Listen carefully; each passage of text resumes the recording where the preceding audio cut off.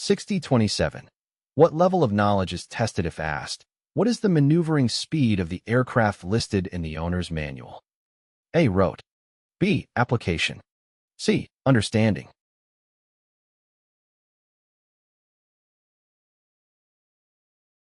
The correct answer is A. Rote knowledge refers to the ability to recall or remember factual information without deeper understanding or application.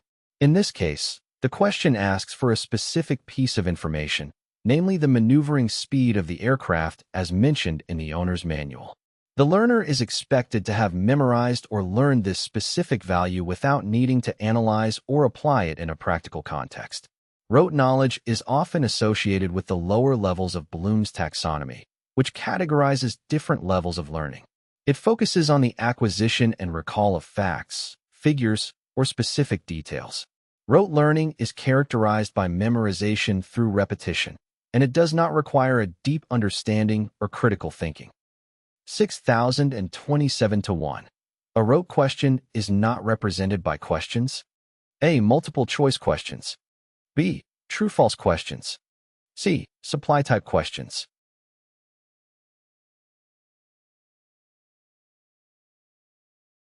The correct answer is C. Supply-type questions typically require learners to provide or supply a specific response or answer.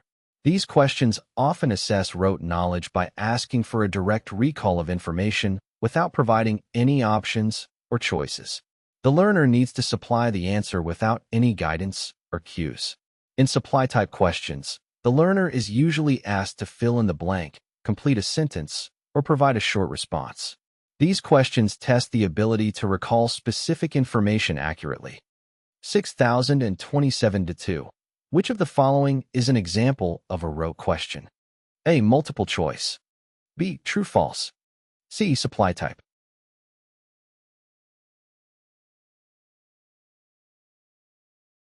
The correct answer is B. True-false questions typically assess rote knowledge by asking learners to determine the correctness or incorrectness of a statement.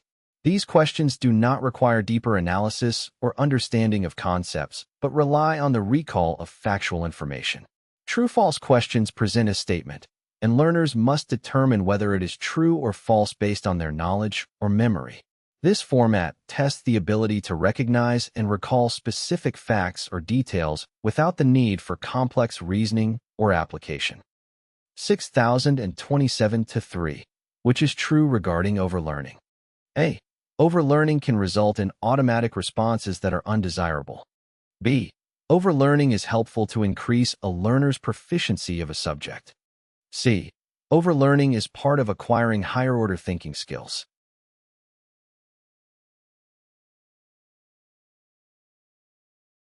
The correct answer is A. Overlearning refers to the process of continuing to practice or study material beyond the point of initial mastery. While overlearning can enhance the proficiency of a subject and improve retention, it can also lead to automatic responses that may be undesirable in certain situations. When we overlearn something, it becomes deeply ingrained in our memory and automatic in our responses. While this can be beneficial in situations that require quick and accurate performance, such as in sports or certain tasks, it can also limit our ability to adapt and think critically in more complex or unpredictable scenarios. For example, in some problem-solving situations or creative endeavors, relying solely on automatic responses acquired through overlearning may prevent us from considering alternative approaches or thinking outside the box. It can lead to rigid thinking patterns and hinder the development of flexible and innovative solutions. Therefore, it is important to strike a balance between overlearning and maintaining the ability to think critically, adapt, and apply knowledge in various contexts.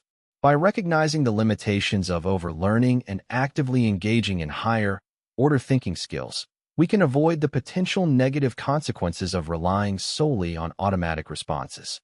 6027-4. What type of test promotes guessing? A. Multiple choice. B. Supply type. C. Selection type.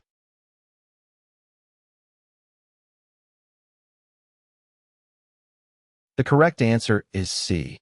The selection type of test is more likely to promote guessing compared to other types of tests. In a selection-type test, the test taker is presented with a list of options or choices, and they are required to select the correct answer from among those options.